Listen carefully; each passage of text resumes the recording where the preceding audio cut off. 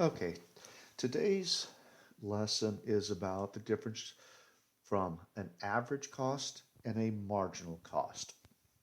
And that's a real big issue for many small businesses. I'll be honest, it's a most frequent reason why a small business is likely to go bankrupt. And I never really understood that, but it really comes from people not understanding how the math of money works. So, first time I really experienced this, I was a member of the hiking club at college. And anytime they went on a road trip, they felt it was fair to compensate the driver by giving them gas money. And they felt that this was covering the cost of the vehicle, or at least part of the cost. And what most of them didn't realize is how very, very little of the cost of the vehicle's use is gas. So let's take a look at that for a second. Let's say you have a vehicle that gets 30 miles per gallon, and the cost is $2 per gallon. That means, pull up my calculator real quick here.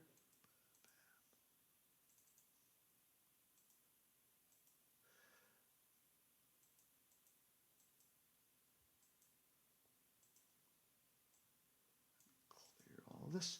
Okay, that means it cost me $2 to go 30 miles.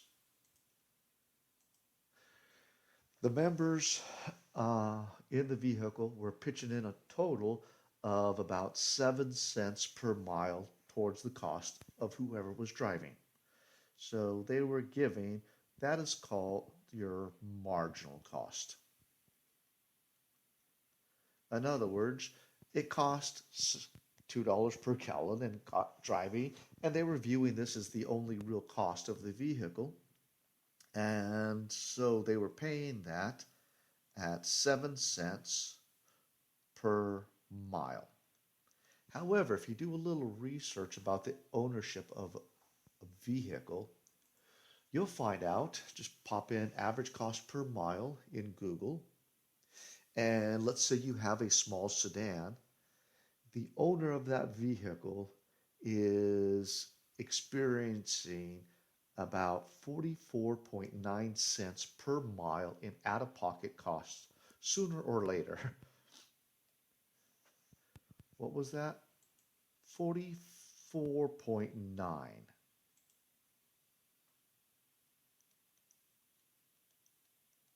We'll round it up because we rounded what they were giving to 50 cents per mile, which means this is my average cost.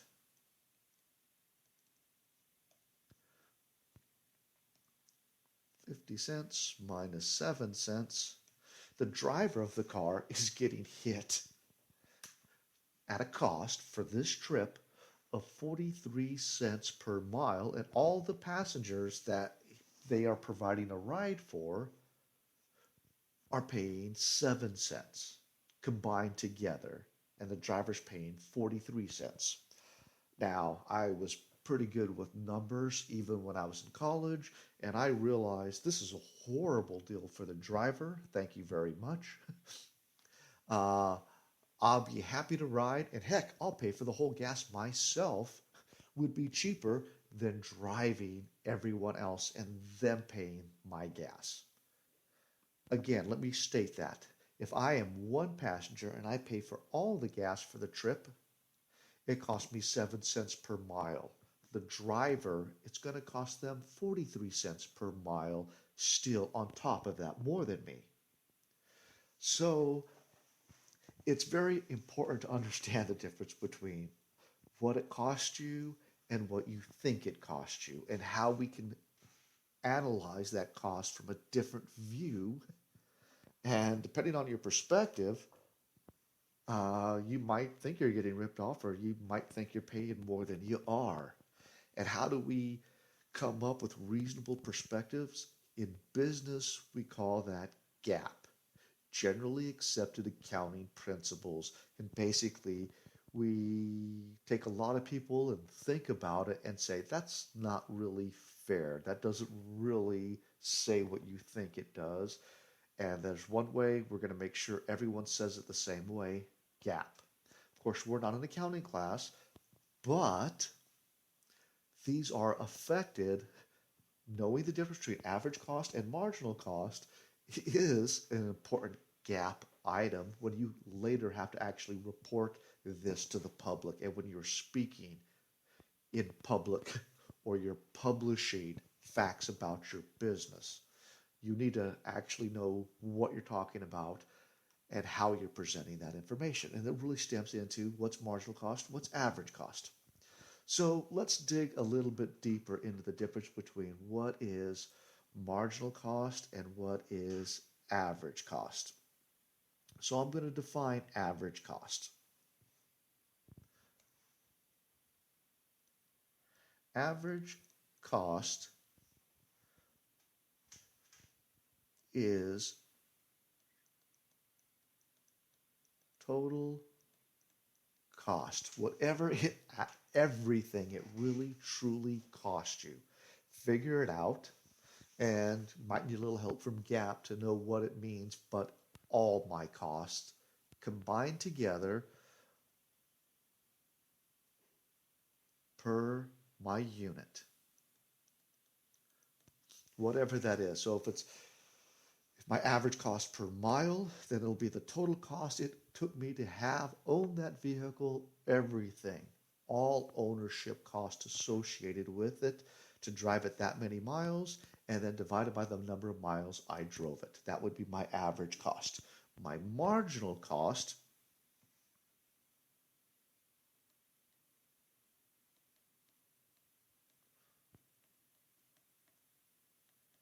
is basically cost for next item. And that's a very different thing. So when you're driving a car and you need to go 20 miles down the road and you got no gas, the only thing it's going to cost you to get those next 20 miles is the gas. So that's a marginal cost. The cost for the next item, or in this case, the next mile down the road, is only going to be covered by gas. But it's not all of my costs. It's just what I need now to use my vehicle to get down the road. So, marginal cost versus average cost. Let's apply this to an actual mathematics situation here. It's a little bit larger. Okay, so a mining company estimates that it will cost, I got a cost formula, and it's very important that we got our units here, thousands of dollars to extract so many tons of copper. So units are really important. So this is thousands of dollars uh, of cost for how many tons? What are the fixed costs? So what are fixed costs? Costs that are fixed are not affected by how many tons you pull out of copper. So a fixed cost is the cost for nothing. Let me rephrase that. The cost for nothing. And the value I use for nothing is 0. So I'm going to calculate that fixed cost by plugging in nothing into my formula. Oops, 73. 0 units, or not doing anything. Doing nothing.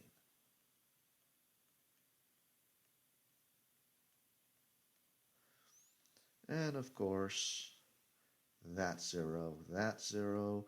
So my fixed costs are 73, and this is important, $73,000.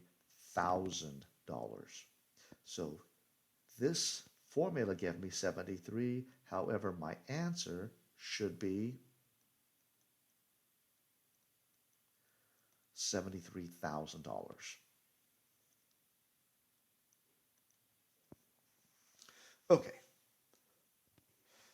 so again, the formula gives me 73, but I understand that I need to convert that into full disclosure. And it's not $73, it's $73,000. Find the average cost function. So let's back up to what we said, what the average cost is. It's total cost divided by your number of units. So in this situation, my total cost, so I'm going to do average cost function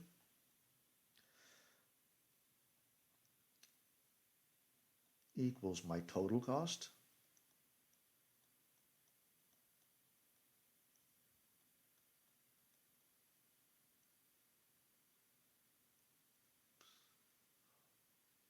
that's my total cost divided by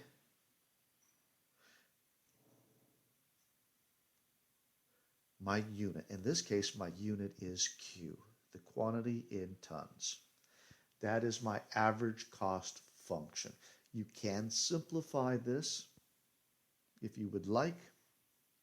You could write it as, actually, once I do this, the first one will be 73 over Q. The second one will have no Q whatsoever, so I'm going to write it first, which is 0.6. And then I'm going to write this one last. This one's going to be plus 0.004Q plus 73 over Q. So those are two ways of writing the same formula. I don't care how you write it. Both of them are perfectly acceptable to me. And then find the marginal cost function. So my marginal cost function, this is where our calculus comes into play here. So the marginal cost function is the formula. It's really an estimate, but we're going to use calculus to get it because it's the cost for the very next unit. Marginal cost for the next item. Basically, it's our slope. This is our steepness of our function. He's going to tell me, because that's exactly what slope is. Change in output for one more unit of input. In this case, cost per ton. So our marginal cost is actually our derivative of our cost function. So I'm just going to take this cost function and take its derivative to get the marginal cost function. So marginal cost is actually the derivative of the cost function. In this case, derivative of 73 is 0, derivative of 0.06Q is 0.06 plus exponent multiply by my constant to get an 8, and then I'm going to subtract 1 from my exponent, and this is my marginal cost function. Okay, part D. We're going to compute f prime of 150 and explain its meaning. So again, my marginal cost function is the cost for the next item. That's what it's supposed to mean. And it's, again, my marginal cost using a derivative is an estimate, but it should be a very, very accurate estimate. So according to my slope, my steepness, at 150, just plug that in there, 0.6 plus 0.0, oh, one more, 0.8 times 150, and throw that in my calculator. Probably have to reboot it.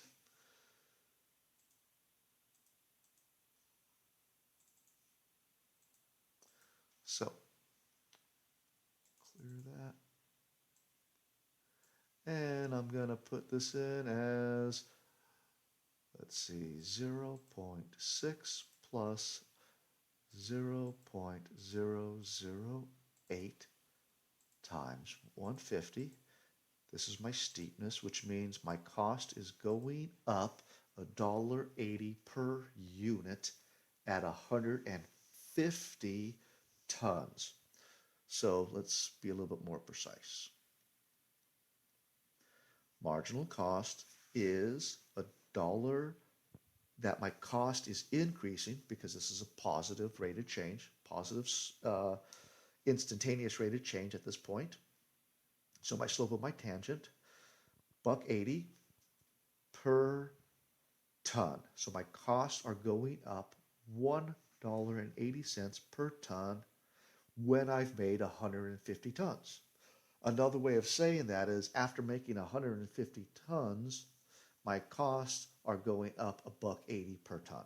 And last but not least, I could say that the 151st ton will cost an additional $1.80. That last sentence can bother people. I've made 150 tons. My cost going up by $1.80 per ton.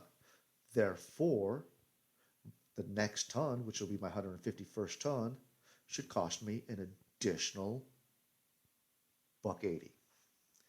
How does this value compare to the actual cost of extracting the 151st ton? Let's do this in blue. What does that mean?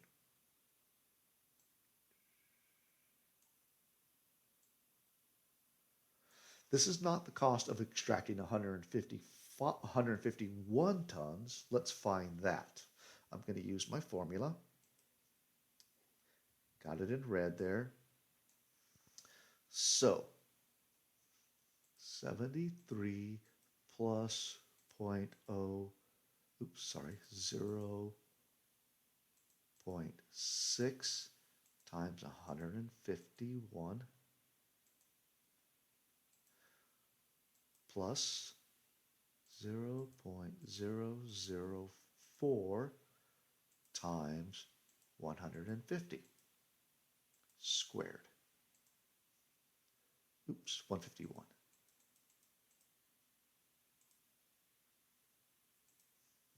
So 151 tons cost me $254.80. But that's not how much the 151st ton cost. So we're talking about a single ton that I made, not all 150 of them. So how do I find that? Well, second function entry lets me go back here, and I'm going to compare it to mining 150 tons. I'm just changing that from 151 to 150, plugging it back into my formula. And I have this answer that, let's see, it cost me $253,000. And again, that $1, that's not $1.80, I'm sorry, that's $1,800 per ton because my number's in thousands, always in thousands. So it cost me $253,000 to make 150 tons. It took me $254,008. So I'm going to take 254.804 minus 253. So that last ton cost me $1,804, and I estimated it was going to cost $1,800. So my marginal cost is an extremely accurate estimate of the cost of the next one, but it's not exactly the cost of the next one. It's just very, very close. Why? Because you're not on a straight line. It's so important to remember you're not on a straight line. The only time your slope takes you to the next point is when your next point is on a line. This is a parabola, so it's going to be different, but close. So what's really important is marginal cost is very useful. However, you want to be careful of how far we use this. Using it for the next one, it's great. For me to estimate what's going to happen for the next 10, 20 units, not so good. Gets a little bit more tricky there. Okay,